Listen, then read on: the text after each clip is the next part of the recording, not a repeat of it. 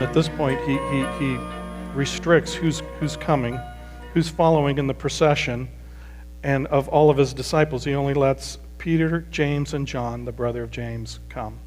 No one else followed Jesus. So now he's restricted the crowd that was there for the issue of blood healing. He's now just taking the 3 disciples and Jairus and the people that came from his house. And when he gets to Jairus' house, look what happens. Jesus saw a commotion. I think that's an event of pure, chaotic mourning and grieving. They say back in the day, it wasn't uncommon for them to hire mourners to come when someone died, and the Jewish folks would get together and they would wail and mourn and all of this. So when Jesus sees it, he knows what he's going to do. They don't. It's almost a Lazarus situation all over again. And everybody's grieving and making such a commotion. They're wailing loudly. And he comes in, he says to them, "Why all this commotion and wailing? The child is not dead, but asleep." Do they believe that the child is asleep? No. They've been grieving. I don't know how far the walk is from where Jesus landed at the lake to Jairus' house.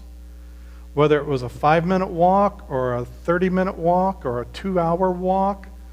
But somewhere in that time, the girl went from alive to dead.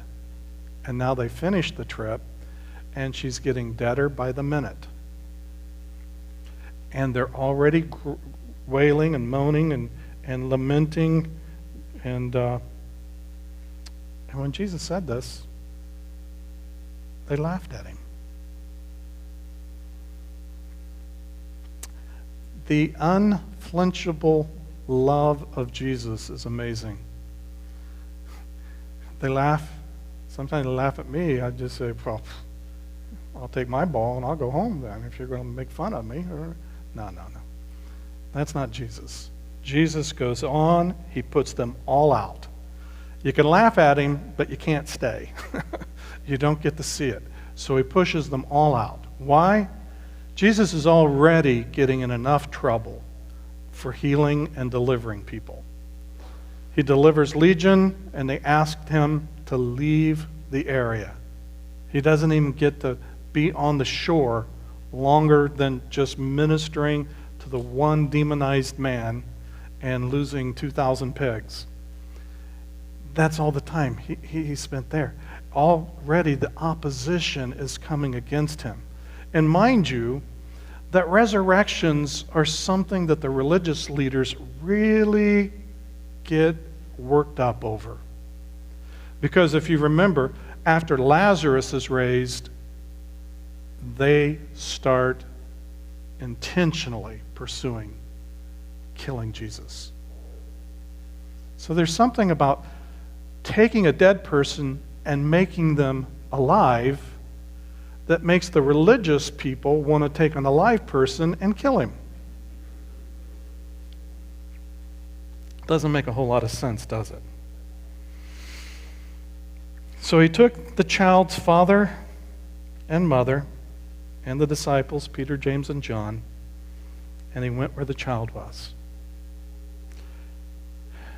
In contrast to the woman with the issue of blood that Jesus never touched, Jesus never said a thing to, Jesus never even knew what happened, here he takes her by the hand and he speaks and he says, Talitha cum, which means, little girl, I say to you, get up. It's an affectionate term. It's like, sweetie, get up. Little sweetheart, rise. Immediately, the girl stood up. Immediately, the issue of blood was completely healed. Immediately, the storm stopped. Immediately, the demons left. And now immediately the girl stood up and walked around. She was 12 years old. At this, they were completely astonished. They were just blown away. So now Jesus gives strict orders not to let anyone know about this. He did it in chapter 1 with the leper. The leper is to go to the priest and show himself to the priest so that he could be reintegrated back into society. But he's not supposed to tell anybody about what happened. And we find that Jesus is constantly, he's telling the demonic to be still. And they're saying, we know who you are, the Son of God, the Christ. Be quiet. Don't tell anybody. Shh, come out. And so we have this, some theologians call it the messianic secret. It's the way in which they look at how what Jesus is speaking, and there's something about his messiahship that he tries to keep a secret because he's got to work underneath the radar, because the more he works above the radar, the more the religious leaders want to kill him, the more he becomes a threat. So Jesus isn't trying to figure out how to get more people to follow him. He's not healing people so that they will come and invest in his ministry. He is bringing the love of the Father, and he's releasing the authority of the Father. He's bringing the kingdom of heaven to earth. And there's no mixture of his motives. And that's why religion hates him. That's why they got to kill him.